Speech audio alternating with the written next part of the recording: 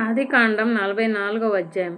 యోసేపు ఆ మనుషుల గొనెలు పట్టినంత ఆహార పదార్థములతో వాటిని నింపి ఎవరి రోకలు వాని గోనెమూతిలో పెట్టుమనియు, కనిష్ఠుని గోనెమూతిలో తన వెండి గిన్నెను అతని ధాన్యపు రోకలను పెట్టమనియు తన గృహ నిర్వాహకునికి ఆజ్ఞాపింపగా, యోసేపు చెప్పిన మాట చొప్పున అతడు చేసెను. తెల్లవారినప్పుడు ఆ మనుషులు తమ గాడిదలతో కూడా పంపివేయబడిరి. వారు ఆ పట్టణం నుండి బయలుదేరి ఎంతో దూరము వెళ్ళకమునుపు యోసేపు తన గృహ నిర్వాహకుని చూచి, నీవు లేచి ఆ మనుషుల వెంటబడి వెళ్ళి వారిని కలుసుకొని, మీరు మేలుకు కీడు చేయనేలా? దేనితో నా ప్రభువు పానము చేయునో, దేని వలన అతడు శకునములను చూచునో అది ఇదే గదా. మీరు దీని చేయుట వలన కాని పని చేసిరని వారితో చెప్పుమనెను.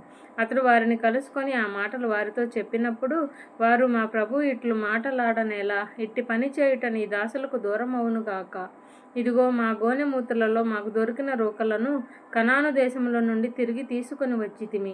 నీ ప్రభు ఇంటిలో నుండి మేము వెండినైనను బంగారంనైనను ఎట్లు దొంగిలించుదుము? నీ దాసులలో ఎవరి వద్ద అది దొరుకునో వాడు చచ్చునుగాక. మరియు మేము మా ప్రభువునకు దాసులముగా నుందుమని అతనితో అనిరి. అందుకతడు, మంచిది, మీరు చెప్పినట్టే కానీయుడి. ఎవరి వద్ద అది దొరుకునో అతడే నాకు దాసుడగును. అయితే మీరు నిర్దోషులగుదురని చెప్పెను. అప్పుడు వారు త్వరపడి ప్రతివాడు తన గోనెను కిందికి దించి దానిని విప్పెను. అతడు పెద్దవాడు మొదలుకొని చిన్నవాని వరకు సోదా చేయగా ఆ గిన్నె బెన్యామీను గోనెలో దొరికెను. కావున వారు తమ బట్టలు చింపుకొని ప్రతివాడు తన గాడిద మీద గోనెలు ఎక్కించుకొని తిరిగి పట్టణమునకు వచ్చిరి. అప్పుడు యోదాయును అతని సహోదరులను యోసేపు ఇంటికి వచ్చిరి. అతడింక అక్కడనే ఉండెను కనుక వారు అతని ఎదుట నేలను సాగిలపడిరి. అప్పుడు యోసేపు, మీరు చేసిన ఈ పని ఏమిటి? నా వంటి మనుష్యుడు శకునము చూచి తెలుసుకొనునని మీకు తెలియదా అని వారితో అనగా, యోదా ఇట్లనెను. ఏలిన వారితో ఏమి చెప్పగలము? ఏమందము? మేము నిర్దోషులమని ఎట్లు కనపరచగలము?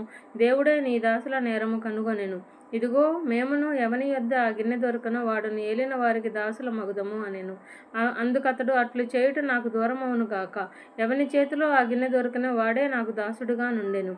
మీరు మీ తండ్రి యొద్దకు సమాధానముగా వెళ్ళుడని చెప్పగా, యోదా అతన్ని సమీపించి, ఏలినవాడా, ఒక మాట ఏలిన వారితో తమ దాసుని చెప్పుకొననిమ్ము.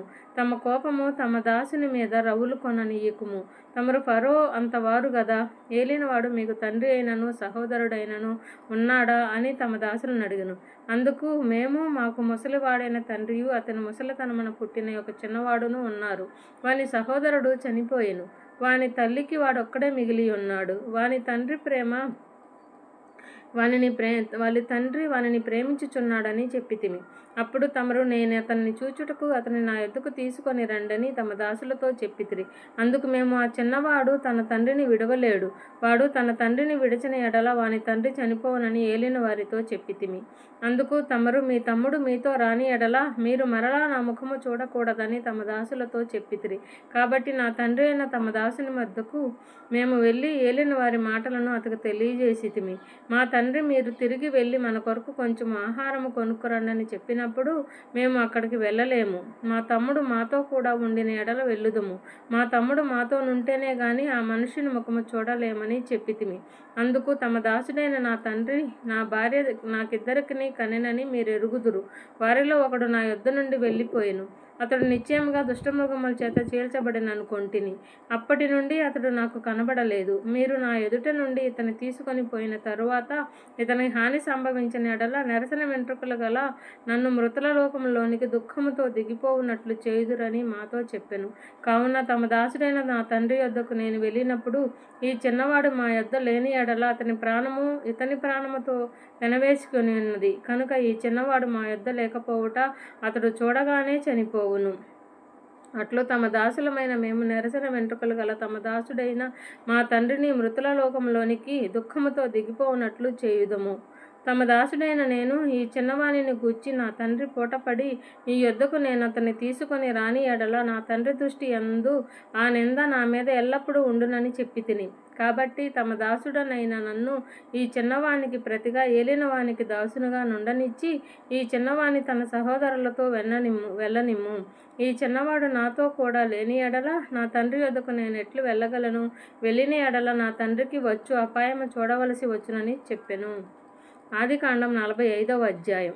అప్పుడు యోసేపు తన యొద్ద నిలిచిన వారందరి ఎదుట తన్ను తాను అంచుకొన జాలక నా యొద్ద నుండి ప్రతి మనిషిని వెలుపలికి పంపివేయుడని బిగ్గరగా చెప్పెను.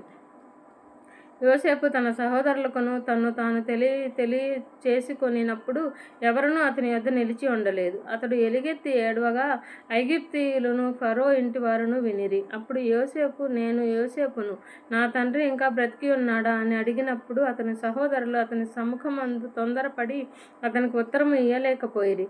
అంతటా యోసేపు నా దగ్గరకు రండని తన సహోదరులతో చెప్పినప్పుడు వారు అతని దగ్గరకు వచ్చిరి. అప్పుడు అతను ఐగుప్తునకు వెళ్ళినట్లు మీరు అమ్మివేసిన మీ సహోదరుడైన యోసేపును నేనే. అయినను నేను ఇక్కడికి వచ్చినట్లు మీరు నన్ను అమ్మివేసినందుకు దుఃఖపడుకుడి. అది మీకు సంతాపము పుట్టింపనీయకుడి. ప్రాణరక్షణ కొరకు దేవుడు మీకు ముందుగా నన్ను పంపించెను. 2 సంవత్సరముల నుండి కరువు దేశంలోనున్నది. సేద్యమైనను కోత అయినను లేని సంవత్సరములు ఇంకా 5 వచ్చును. మిమ్మును ఆశ్చర్యముగా రక్షించి దేశంలో మిమ్మల్ని శేషముగా నిలుపుటకును ప్రాణములతో కాపాడుటకును దేవుడు మీకు ముందుగా నన్ను పంపించెను. కాబట్టి దేవుడే గాని మీరు నన్ను ఇక్కడికి పంపలేదు. ఆయన నన్ను ఫరోకు తండ్రిగాను అతని ఇంటి వారికి అందరికీ ప్రభువుగాను ఐగుప్తు దేశం అంతటి మీదను ఏలికగాను నియమించును. మీరు త్వరగా నా తండ్రి వద్దకు వెళ్ళి అతనితో, నీ కుమారుడైన యోసేపు దేవుడు నన్ను ఐగుప్తు దేశం అంతటికి ప్రభువుగా నియమించెను. నా యొద్దకు రమ్ము, అక్కడ ఉండవద్దు. నీవు గోషేను దేశమందు నివసించెదవు. అప్పుడు నీవును నీ పిల్లలను, నీ పిల్లల పిల్లలను, నీ గొర్రెల మందలను, నీ పశువులను, నీకు కలిగినది యావత్తు నాకు సమీపముగా నుండును. ఇకను 5 కరువు సంవత్సరములు వచ్చును. కనుక నీకును నీ ఇంటి వారికి నీకు కలిగినదంతటికి నీ పేదరికము రాకుండా అక్కడ నిన్ను పోషించదన్నానని చెప్పుడి. ఇదిగో మీతో మాట్లాడుచున్నది నా నోరే అని మీ కన్నులను నా తమ్ముడైన బెన్యామీను కన్నులను చూచుచున్నవి. ఐగుప్తులో నాకు కలిగిన సమస్త ఘనతను మీరు చూచినది యావత్తు నా తండ్రికి తెలియచేసి త్వరగా నా తండ్రిని ఇక్కడికి తీసుకొని రండని తన సహోదరులతో చెప్పి తన తమ్ముడైన బెన్యామీను మెడ మీద పడి ఏడ్చెను. బెన్యామీను అతని మెడ మీద పడి ఏడ్చెను. అతడు తన సహోదరులందరినీ ముద్దు పెట్టుకొని వారి మీద పడి ఏడ్చిన తరువాత అతని సహోదరులు అతనితో మాట్లాడిరి. యోసేపు యొక్క సహోదరులు వచ్చిన వర్తమానము ఫరో ఇంటిలో వినబడెను. అది ఫరోకును అతని సేవకులకును ఇష్టముగా నుండెను. అప్పుడు ఫరో యోసేపుతో ఇట్లనెను, నీవు నీ సహోదరులను చూచి మీరు ఇలాగు చేయుడి. మీ పశువుల మీద బరువులు కట్టి కనాను దేశమునకు వెళ్ళి మీ తండ్రిని మీ ఇంటి వారిని వెంటబెట్టుకొని నా యొద్దకు రండి. ఐగుప్తు దేశమందలి మంచి వస్తువులను మీకు ఇచ్చేదను. ఈ దేశం యొక్క సారమును మీరు అనుభవించెదరు. నీకు ఆజ్ఞ అయినది గదా, దీనిని చేయుడి. మీ పిల్లల కొరకును మీ భార్యల కొరకును ఐగుప్తులో నుండి బండను తీసుకొని పోయి మీ తండ్రిని వెంటబెట్టుకొని రండి.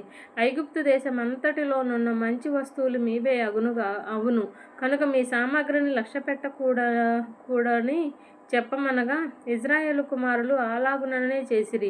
యోసేపు ఫరో మాట చొప్పున వారికి బండను ఇప్పించెను, మార్గమునకు ఆహారము ఇప్పించెను. అతడు వారికి 2 దుస్తుల బట్టలు ఇచ్చెను. బెన్యామీనుకు 300 తులముల వెండియును 5 దుస్తుల బట్టలను ఇచ్చెను. అతడు తన తండ్రి నిమిత్తము ఐగుప్తులోనున్న మంచి వస్తువులను మోయుచున్న 10 గాడిదలను, మార్గమునకు తన తండ్రి నిమిత్తము ఆహారమును ఇతర ధాన్యమును తిను బండారములను మోయుచున్న 10 ఆడుగాడిదలను పంపెను. అప్పుడు అతడు తన సహోదరులను సాగనంపి వారు బయలుదేరుచుండగా మార్గమందు కలహపడకుడని వారితో చెప్పెను. వారు ఐగుప్తు నుండి బయలుదేరి కనాను దేశమునకు తన తండ్రి అయిన యాకోబు నొద్దకు వచ్చి యోసేపు ఇంకా బ్రతికి ఉండి ఐగుప్తు దేశం అంతటిని ఏలుచున్నాడని అతనికి తెలియచేసిరి. అయితే అతడు వారి మాట నమ్మలేదు కనుక అతడు నిశ్చేష్టుడాయెను. అప్పుడు వారు యోసేపు తమతో చెప్పిన మాటలన్నిటినీ అతనితో చెప్పిరి.